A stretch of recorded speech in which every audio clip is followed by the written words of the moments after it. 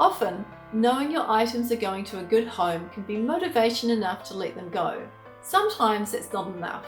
Let's go over some of the common roadblocks that keep people from starting to declutter, or from decluttering effectively. Hey everyone! Welcome back to my channel. Don't forget to click subscribe if you want regular updates on practical tips to organise your life. I'm Dr. Catherine Macy, owner of Organise to Excel. We've been helping people overcome clutter and get more organised for over 15 years. I'm here today to help you let go of your clutter.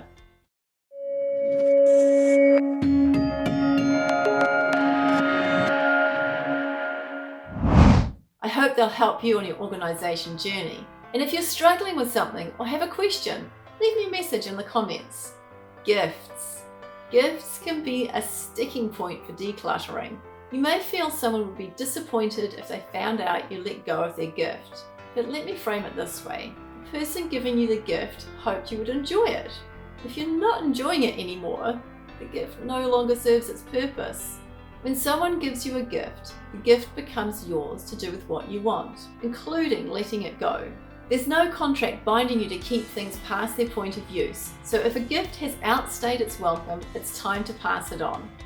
Don't know where to start? If you want to organise your whole home, where do you start? If you try to do everything at once, you'll likely end up burnt out and overwhelmed. If you're unsure where to begin, start small. Pick one area and don't leave until you've gone through everything in it. This could be a whole room or a spot as small as your junk drawer. The point is to start, accomplish something, and let the first win keep you moving. What if I need it later?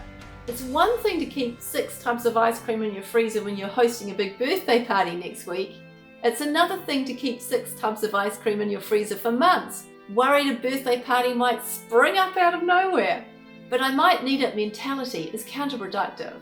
If you have a specific use for something in mind and you know when that use is going to come up, keep that item. Otherwise you can let it go now and get a replacement when you need it. Sentimental items. They can be tough.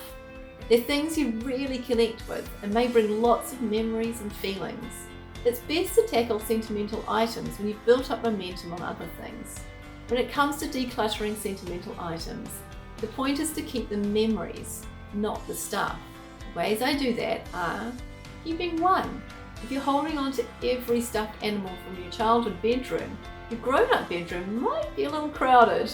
I recommend keeping one item to represent others. That way you still have access to all the memories and feelings associated with your collection and a lot more space in the bed. Taking a photo.